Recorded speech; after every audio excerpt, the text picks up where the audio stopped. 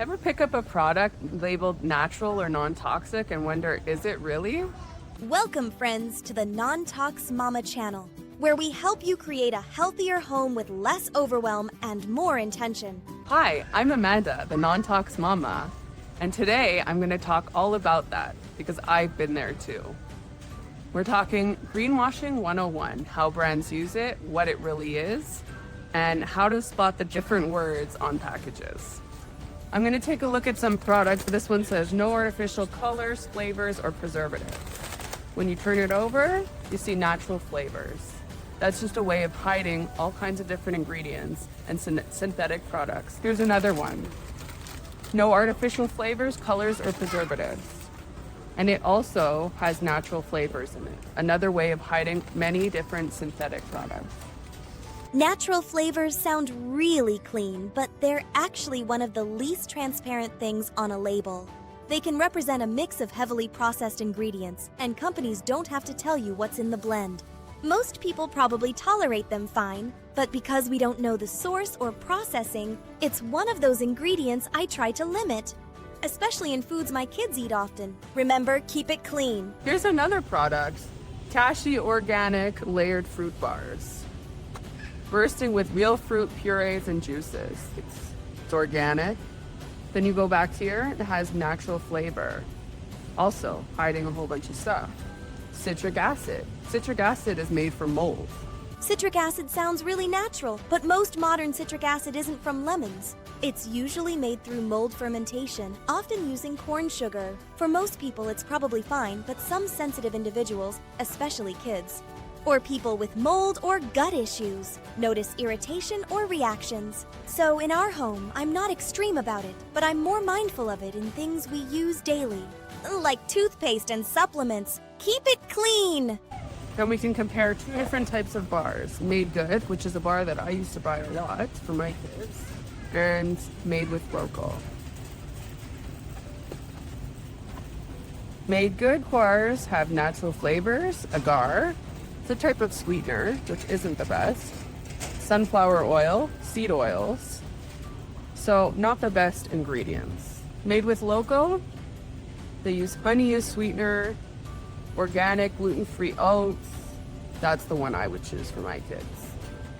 Here's a product that says powerful and plant-based, and then you turn it over, it has SLS, sodium lauryl sulfate, which is a strong chemical, citric acid, as I said, derived from molds, and many other compounds. SLS isn't toxic in the traditional sense, but it is very harsh. It strips your skin's natural oils and can make your skin more permeable, which leads to dryness and irritation over time. And this matters even more for kids, because they have thinner, more sensitive skin and tend to react faster. Things like eczema, dry patches, or irritated scalps. That's why in our home, I try to avoid SLS in everyday products like shampoo, toothpaste, and anything we use on the kids. Till next time, keep it clean. Here's a product that you would use for your baby's laundry detergent. Turn it over, and it has a million ingredients that you can't even pronounce. And fragrances, perfumes.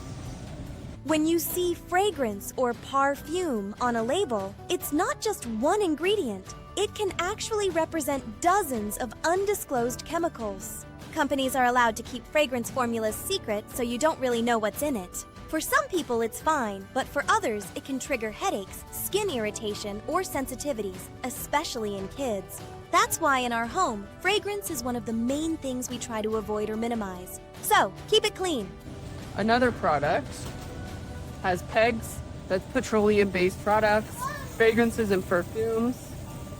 PEG ingredients are usually petroleum-derived and used to make products feel smooth or help ingredients mix. The reason they're often avoided in the non-toxic world isn't just what they are, it's how they're made. During processing, they can be contaminated with things like 1,4-dioxane, which isn't listed on labels. They can also increase how much other ingredients absorb into the skin. So there's something I try to avoid when I can, especially in products we use every day. And remember, keep it clean. Here's a product that I found. It's a dish soap, and when you turn it over, it says 98% naturally derived ingredients from plants and minerals. It actually has really great ingredients, including CS, which is a very minimal ingredient used for surfactants, as well as a few other ingredients that are a lot more gentle, but it does have citric acid. So you have to decide what's best for you. When we look at a product like this, it says 98% plant and naturally derived ingredients. Turn it over. It has SLS in it, which is very harsh on you. It has citric acid, fragrances, perfumes, and then it has a whole bunch of preservatives, sodium benzoate, benzoic acid, all preservatives. Preservatives aren't all bad.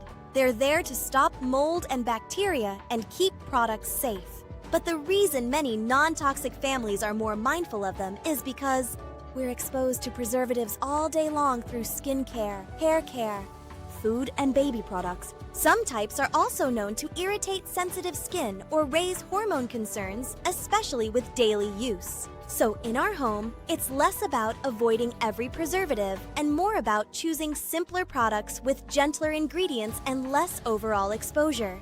And for now, keep it clean. You take a product like this one, thoughtfully made with clean ingredients. It has citric acid in it, sodium benzoate, and fragrances and perfumes. Another one that I'm not super keen on. Here's another product that says dermatologically tested. You turn it over and it has SLS in it. It has PEGs, which are petroleum-based products. It has citric acid derived from mold, fragrance, and perfumes. Just to name a few, those are the ones that I noticed. There are some ingredients on here that I can't read. Dermatologically tested sounds really reassuring, but it's actually not a regulated term. It just means a dermatologist was involved in some type of testing. Not that the product is non-toxic or even gentle. A product can still contain things like fragrance or harsh ingredients and carry that claim. So instead of relying on front label wording, I always flip the product over and look at the ingredient list. So remember, keep it clean. None of these ingredients are automatically bad. They're just incomplete. We need to look at the full picture. Greenwashing works because it sounds good, but is it actually good? And what's good for your family? You guys need to decide, each of you, your family needs to decide what you want to have in your house. What are your non-negotiables? What are the things that you will not accept in your products? Check the ingredients and see if those items are in your ingredient list. I wanted to bring awareness to people so that they can figure out what these ingredients are, how to look for them, and decide what they want for them and their family. Hey guys, if you know someone who would benefit from my videos, please share. If you are enjoying this type of content and you want to learn more, please like my video and subscribe to my channel to help the channel grow. Don't forget to hit the notification bell so you'll never miss a video. Till next time, keep it clean.